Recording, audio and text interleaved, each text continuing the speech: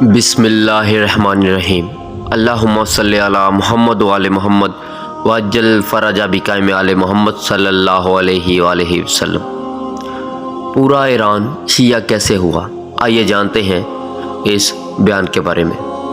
ایران کا ایک بادشاہ تھا جس کا نام خدا بندہ تھا۔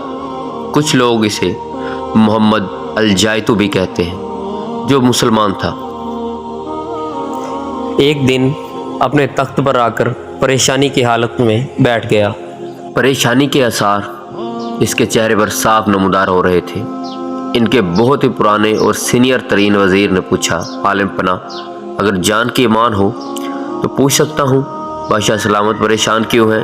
بادشاہ نے پریشانی کے عالم میں جواب دیا، رات محل میں میرا بیوی کے ساتھ جھگڑا ہوا اور میں نے غصے کے عالم میں اپنی بیوی کو 3 بار طلاق طلاق طلاق بول دیا۔ اب صبح اٹھنے کے بعد مجھے احساس ہوا غلطی میری تھی، شاہی خون تھا جوش میں آ گیا۔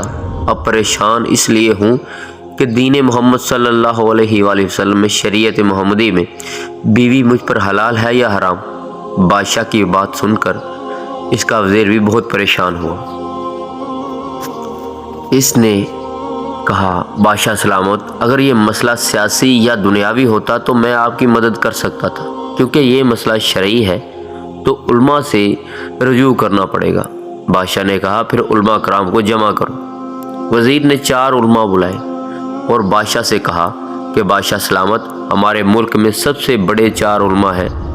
پہلی کرسی پر فقہ حنفیہ کا سب سے بڑا عالم دین بٹھایا گیا، دوسری کرسی پر فقہ مالک کا سب سے بڑا عالم دین بٹھایا، تیسری کرسی پر فقہ شافعی کا سب سے بڑا عالم دین بٹھایا تھا، چوتھی کرسی پر فقہ امام احمد بن حنبل کا سب سے بڑا عالم میں دین تھا۔ وزیر نے کہا، بادشاہ سلامت، ان کے سامنے مسئلہ پیش کیا جائے اور یہ عالم ہیں، آپ کو اس کا حل بتائیں گے۔ تمام درباری دربار میں بیٹھ کر سن رہے تھے۔ بادشاہ نے علماء کرام سے مخاطب ہوتے ہوئے کہا، رات میرا بیوی سے جھگڑا ہوا اور میں نے غصے کی حالت میں طلاق طلاق طلاق کہہ دیا۔ آپ کو اس لیے بلایا ہے کہ شریعت کے لحاظ سے بتائیں کیا طلاق ہو چکی ہے یا نہیں۔ چاروں علماء کرام متفقہ فیصلہ دیا، بادشاہ سلامت، آپ کی طلاق ہو چکی ہے اور آپ کی بیوی آپ پر حرام ہے۔ بادشاہ سلامت نے کہا، اگر میں رجوع کرنا چاہوں تو دوبارہ میری بیوی میری زوجیت میں آ سکتی ہے؟ انہوں نے کہا، ہر مسئلے کا حل دین مصطفیٰ صلی اللہ علیہ وآلہ وسلم میں موجود ہے۔ بادشاہ نے کہا، بتایا جائے کیا حل ہے؟ دربار میں بیٹھے تمام لوگ سن رہے تھے۔ علماء کرام نے کہا، اگر آپ دوبارہ اپنی بیوی کو اپنی زوجیت میں لینا چاہتے ہیں تو اپنے خاندان میں، اپنے دوستوں میں ایک ایسا شخص تلاش کریں جس پر آپ کو 100% یقین ہو، جو کل اپنی بات سے مکرے نہ۔ بادشاہ نے کہا، بہت ہیں۔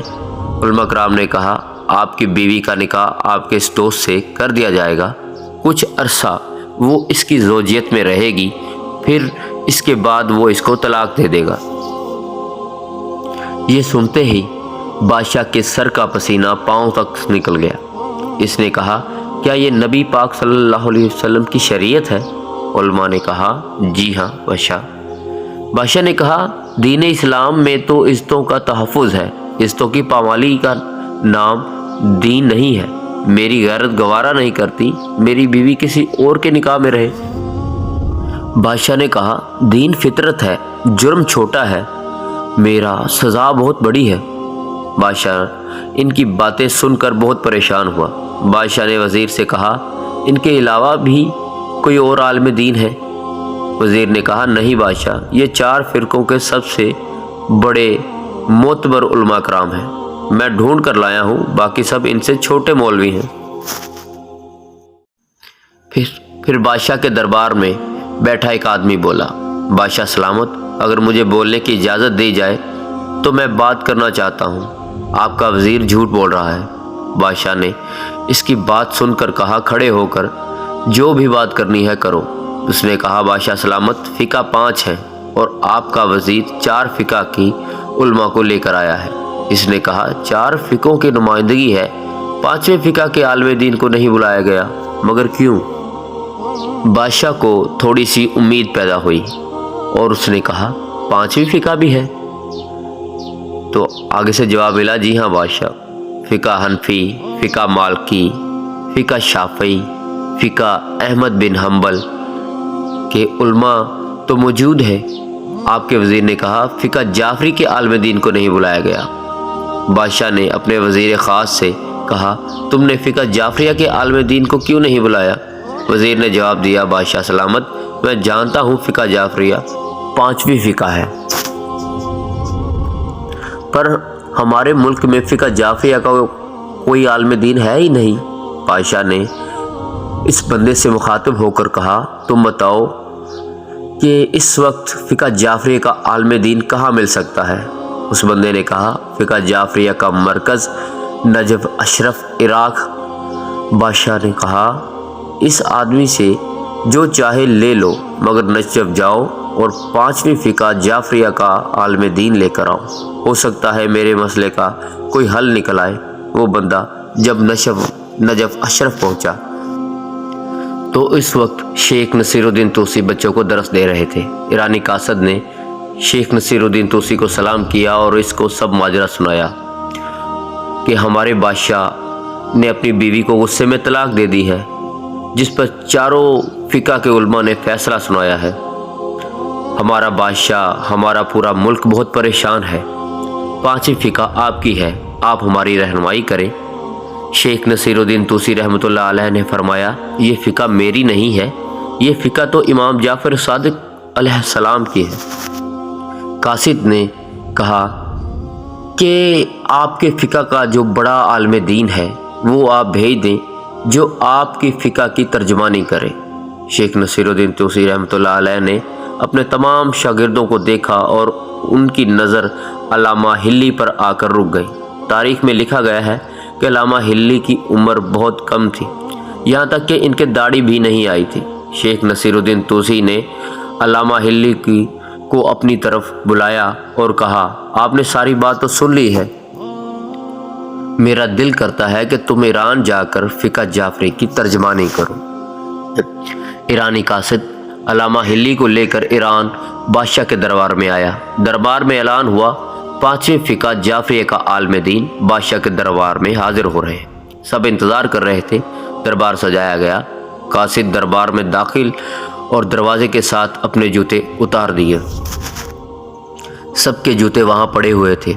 अल्लामा हिल्ली ने जूते उतारे और अपनी बगल में दबा लिए।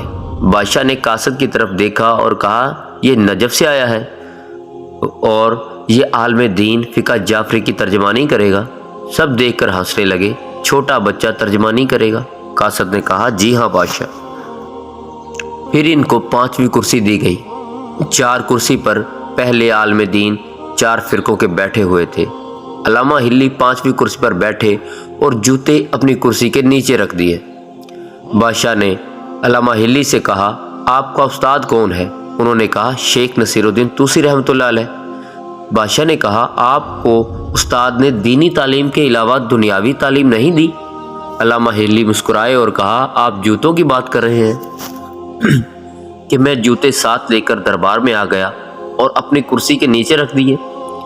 मुझे दरवाजे पर उतारने चाहिए थे। बादशाह ने कहा, हाँ बिल्कुल सही बात है। अल्लामा हिल्ली ने कहा, मुझे पता है सबके जूते वहाँ उतरे हुए थे, मुझे भी जूते दरवाजे के साथ उतारना चाहिए था, पर मैं एक मुसाफिर आदमी हूँ, क्या पता आपके दरबार में मेरे जूते चोरी हो जाते और मेरे पास और पैसे भी नहीं थे कि जूते खरीद सकूँ, तो इसलिए मैंने अपने जूते अपने साथ ले लिए। बादशाह को ये बात सुनकर बहुत परेशानी हुई कि मेरे दरबार में चोरी हो सकती है। अल्लामा हिल्ली ने कहा, बेशक आपके दरबार में भी चोरी हो सकती है, जबकि रसूल अल्लाह सल्लल्लाहु अलैहि वसल्लम के दरबार में भी लोगों ने आप सल्लल्लाहु अलैहि वसल्लम के जूते चोरी कर लिए थे, और चोर तो हर जगह होते हैं। चारों फ़िका के उलमा यक ज़ुबान बोले कि अस्तग़फिरुल्लाह, अल्लामा हिल्ली झूठ बोल रहा है, हमने तमाम किताबें पढ़ी हुई हैं, हमें तो किसी किताब में नहीं मिला कि आप सल्लल्लाहु अलैहि वसल्लम के जूते आपके दरबार से चोरी हो गए थे। अल्लामा हिल्ली ने झूठ बोला है, इसको सज़ा दी जाए। बादशाह ने कहा, मुझे तो नहीं पता। کہ میرے پاس اتنا علم ہے کہ میں نے کہیں پڑھا ہو حضور صلی اللہ علیہ وسلم کے جوتے چوری ہوئے تھے۔ چاروں فقہ کے علماء نے کہا کہ ہم ضمانت دیتے ہیں کہ حضور صلی اللہ علیہ وسلم کے جوتے چوری نہیں ہوئے تھے۔ ہم نے ہر فقہ کی کتاب پڑھی ہے، کسی کتاب میں یہ روایت ملتی ہی نہیں۔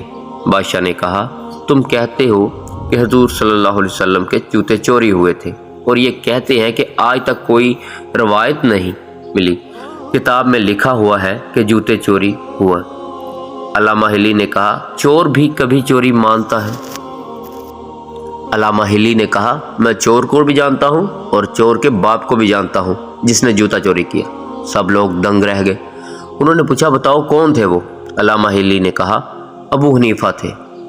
وہ فقہ حنفی کے عالم دین کھڑے ہوئے اور کہا استغفر اللہ۔ ابو حنیفہ حضور صلی اللہ علیہ وسلم کے زمانے میں پیدا ہی نہیں ہوئے تھے۔ ہمارا امام تو حضور صلی اللہ علیہ وسلم کی وفات کے 70 سال بعد پیدا ہوئے۔ علامہ ہلی نے کہا ہو سکتا ہے میں بھول گیا ہوں۔ علامہ ہلی نے پھر کہا وہ امام شافعی تھے جس نے جوتے چوری کیے۔ فقہ شافعی کے عالم دین کھڑے ہوئے اور کہا امام شافعی حضور صلی اللہ علیہ وسلم کی وفات سے 82 سال بعد پیدا ہوئے، وہ تب بھی نہیں تھے۔ علامہ ہلی نے کہا میں شاید بھول رہا ہوں، مجھے لگتا ہے امام مالک نے جوتے چوری کیے تھے۔ فقہ مالکی کا عالم دین کھڑا ہوا اور کہا بادشاہ سلامت یہ جھوٹ بولتا ہے، امام مالک تو حضور صلی اللہ علیہ وسلم کی وفات کے 120 سال بعد پیدا ہوئے۔ علامہ ہلی جھوٹ بول رہا ہے۔ علامہ ہلی کہتے ہیں پھر ایک ہی رہ گیا ہے، مجھے لگتا ہے امام احمد بن حنبل ہوگا۔ ہاں امام احمد بن حنبل ہی تھے جس نے حضور صلی اللہ علیہ وسلم کے جوتے چوری کیے تھے۔ فقہ احمد بن حنبل کے عالم دین اٹھے اور کہا احمد بن حنبل تو حضور صلی اللہ علیہ وسلم کے وصال کے 150 سال بعد پیدا ہوئے تھے، انہوں نے کیسے جوتے چوری کر لی؟ بادشاہ کو یہ سن کر بہت غصہ آیا اور کہا میں نے اپنا مسئلہ حل کرنے کے لیے آپ کو بلایا تھا اور تم لوگ اپنا مسئلہ لے کر بیٹھ گئے ہو۔ بادشاہ نے کہا ہلی تم کون ہو؟ تم تو چھوٹے بچے ہو اور وہ عالم دین اتنی بڑی عمر کے لوگ ہیں اور تم ان کے سامنے ان کے اماموں کی توہین کر رہے ہو۔ بادشاہ نے کہا ان کو چھوڑو، میرا مسئلہ کا حل بتاؤ جس کے لیے میں نے آپ کو بلوایا تھا۔ علامہ ہلی نے کہا کون سا مسئلہ؟ بادشاہ نے کہا طلاق والا مسئلہ جو میں نے اپنی بیوی کو غصے میں دی۔ علامہ ہلی نے کہا ویسے میں نے آپ کو بتا تو دیا ہے لیکن آپ کو سمجھ نہیں آئی۔ بادشاہ نے کہا تم نے کیا بتایا ہے؟ علامہ ہلی نے کہا تم دین محمدی اور شریعت ان سے لے رہے ہو، ان سے مسئلے پوچھ رہے ہو جن میں سے کسی ایک کا بھی امام حضور صلی اللہ علیہ وآلہ وسلم کی زندگی میں موجود ہی نہیں تھا، پیدا ہی نہیں ہوا تھا۔ کوئی 70 سال، کوئی 80 سال، کوئی 120 سال، کوئی 150 سال پیدا ہوا۔ ان کو کیا پتہ طلاق کیسے ہوتی ہے، نکاح کیسے ہوتا ہے، حلال کیا ہے، اور ان کو کیا پتہ جائز کیا ہے ناجائز کیا ہے۔ بادشاہ سنتے ہی کھڑا ہو گیا جیسے کسی کو کرنٹ لگ جاتا ہے۔ تو علامہ ہلی کو بچہ کہہ رہے تھے، وہ بادشاہ اب علامہ ہلی کو علامہ صاحب کہہ کر بلانے لگا، اور بادشاہ علامہ ہلی کے پاس آئے اور ماتھا چوم کر کہا جو بات مولوی نے مناظرہ کر کے نہیں مانی وہ تم نے جوتوں سے منوا لی۔ دربار میں موجود سب لوگوں نے کہا جس فقہ کا بچہ اتنا سمجھدار ہو ان کے عالم کتنے سمجھدار ہوں گے، ان کے امام کتنے سمجھدار ہوں گے۔ بادشاہ نے پھر علامہ ہلی سے مخاطب ہو کر کہا تمہاری کون سی فقہ ہے؟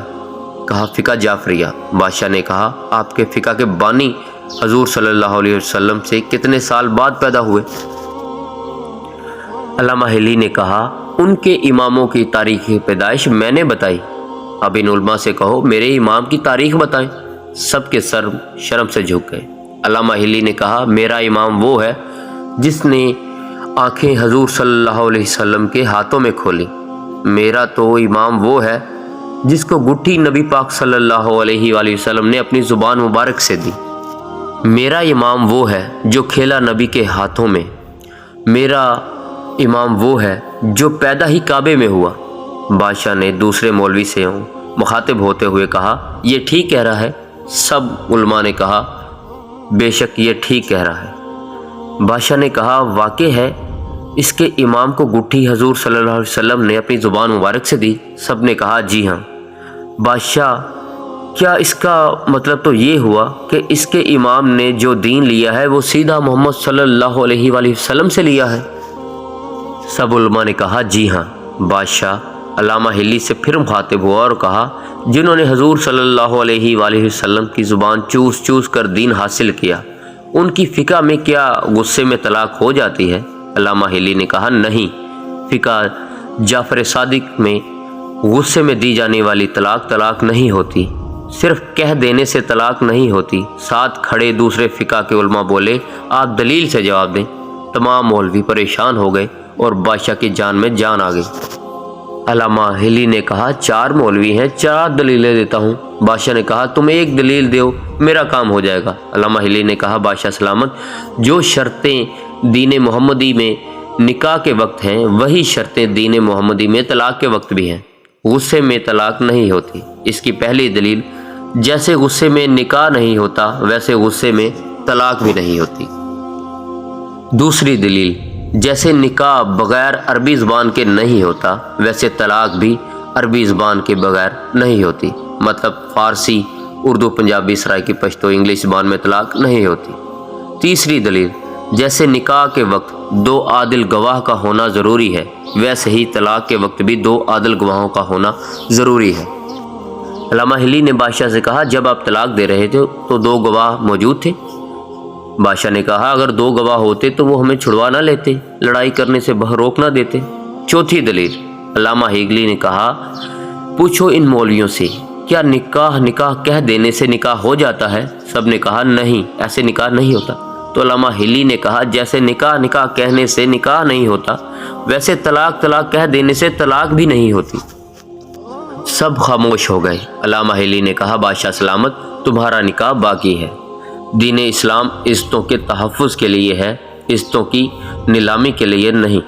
بادشاہ اٹھا اور علامہ ہلی کے ہاتھ چومنے لگا اور کہا علامہ صاحب اگر آپ آج نہ ہوتے تو میں ہلاک ہو گیا ہوتا۔ علامہ ہلی مسکرا کر کہنے لگے آپ تو کیا، حضرت عمر رضی اللہ تعالیٰ عنہ بھی ایک واقعہ ایسے ہوا کہ ان کو بھی کہنا پڑ گیا تھا کہ اے علی اگر آج آپ نہ ہوتے تو میں ہلاک ہو گیا ہوتا۔ تو لہٰذا جب بھی کبھی مشکل پیش آئے گی یا تو حیدر کام آئے گا یا پھر کوئی حیدری ہی کام آئے گا۔ علامہ ہلی کے قدموں میں بیٹھ گیا اور کہا تم نے تو آج میری عزت بچائی ہے۔ ملک ایران کے خزانوں کی اتنی قیمت نہیں جتنی قیمت میری عزت کی ہے۔ ہلی دل کر رہا ہے میں بادشاہی کا تاج تمہارے سر پر رکھ دوں اور تمہارے قدموں میں بیٹھ جاؤں۔ میری عزت بہت قیمتی تھی جو تم نے بچا لی۔ علامہ ہلی نے کہا اقتدار نہ ہمارے اماموں کو پسند تھا نہ ہمیں پسند ہے، ہماری ڈیوٹی صرف تبلیغ کرنا ہے جو میں نے کی ہے۔ بادشاہ سلامت آپ مجھے اجازت دیں، میں جاتا ہوں۔ بادشاہ نے کہا ایسے نہیں ہلی، ایسے نہ جاؤ، اپنا کلمہ پڑھا کے جاؤ۔ علامہ ہلی نے کہا کون سا کلمہ؟ بادشاہ نے کہا جو تم پڑھتے ہو۔ علامہ ہلی نے کہا ہم تو لا الہ الا اللہ محمد رسول اللہ کے بعد علی ولی اللہ وسیع رسول اللہ خلیفہ تو بلا فصل پڑھتے ہیں۔ بادشاہ نے کہا میں نے بھی یہی کلمہ پڑھنا ہے۔ علامہ ہلی نے کہا تم نے یہ کلمہ کیوں پڑھنا ہے؟ بادشاہ نے کہا میں بھی اس فرقہ میں آنا چاہتا ہوں جہاں عزتوں کا تحفظ ہو۔ بادشاہ نے کہا صرف میں ہی یہ کلمہ نہیں پڑھوں گا، یہ سب ایرانی کلمہ پڑھیں گے۔ علامہ ہلی نے کہا یہ کیوں پڑھیں گے؟ بادشاہ نے کہا یہ سب لوگ بھی عزتوں والے ہیں۔ اس کے بعد سب نے فقہ جعفریہ میں شمولیت اختیار لی۔ یہ ہے فقہ جعفریہ کا مختصر تعارف جو ایران نے قبول کیا، اور یہ سب علامہ ہلی رحمۃ اللہ علیہ کی وجہ سے ہوا۔ اللہم صلی علی محمد وعلی محمد وعجل فرجہ بقائم آل محمد صلی اللہ علیہ وآلہ وسلم۔